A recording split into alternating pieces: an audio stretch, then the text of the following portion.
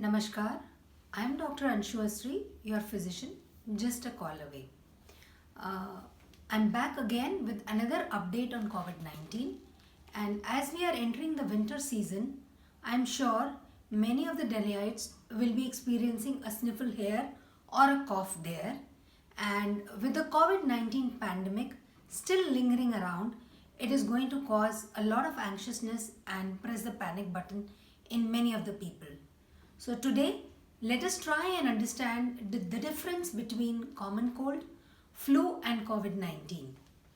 Uh, Believe me, it is a very tough nut to crack and a big challenge even for the physicians. So why is it a challenge? Let us understand by understanding or learning or knowing the similarities between all. We all know that common cold, COVID 19, as well as flu is caused by viruses. Of course, the viruses which cause them are different. For example, the common cold is caused by the rhinovirus, the flu is caused by the influenza virus, and COVID 19, as we all know, is caused by SARS-CoV-2 virus, which belongs to the beta group of coronaviruses. And allergies are triggered by allergens which are present in the atmosphere, such as pollutants, dust, pollens, and smog. Delhi recently witnessed a lot of smog, and I'm sure that must have raised upper respiratory allergies in many people. So this was one similarity that these conditions have, and another similarity that common cold, flu and COVID-19 has is that they are very contagious. In fact, in this list, COVID-19 tops, and it is the most contagious of all, and it spreads rapidly from one person to another. However, allergies we know are not contagious. Then the third similarity, and which is the most important similarity and which makes it very difficult for a physician to crack the case, is the similarity of presentation, the clinical presentation. They all present with almost the same kind of symptoms, from stuffy nose to running nose, from a tickly and scratchy throat to a pain in throat, from mild cough to severe and persistent cough, and from mild to high grade fever. These symptoms are present in all three, whether it is common cold, whether it is flu or COVID-19. So how do we make out what are we suffering from?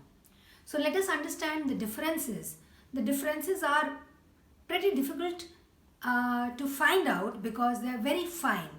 But I'll try and explain them as much as possible. So when you look at any person, can you make out from the discharge that that discharge is carrying the rhinovirus, or that discharge is carrying the influenza virus, or is it carrying the COVID-19 virus? I'm sorry, the coronavirus. No, we can't make out from the discharge. So what do we rely upon? We have to rely upon something which is very different, and that different is the clinical presentation, first of all. Although I said they are very similar in their clinical presentation, but there are finer differences. There are nuances which I will tell you so that you are able to differentiate. And from the history of exposure. And thirdly, the key to the diagnosis lies in testing. So I'll start one by one. Let me talk about the clinical presentation. I told you they are very similar, all of them. But when we talk about allergies, the most significant difference of allergies, the upper respiratory allergies from common cold and from COVID-19 and flu is that allergies are accompanied by a lot of itching. For example, if you are allergic, you will be having a lot of itching in the eyes along with redness of the eyes, with a fluent coryza, that is nose which is coming out, or running nose or watering eyes. But itching will always accompany. You will be itching your eyes and rubbing your eyes, or maybe there will be itching around on the body also. This sets allergic upper respiratory allergies apart from the rest of the three. And also, when we talk about the clinical presentation of upper respiratory symptoms, it is very mild in common cold. So the symptoms will be very mild. They'll be a little severe in flu, and they'll be the most severe in COVID-19. Here I would like to point out about the general energy that a patient has. When you're suffering from common cold, your energy will be very high, appetite will be good.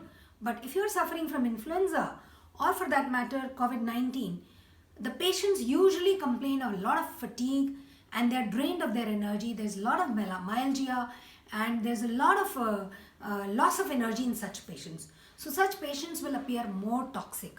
So this is one way of differentiating between all three of them. Then coming to breathing issues. Breathing issues in common cold may be just because of blockage of nose. Whereas in influenza and COVID-19, the damage to the lung is far more.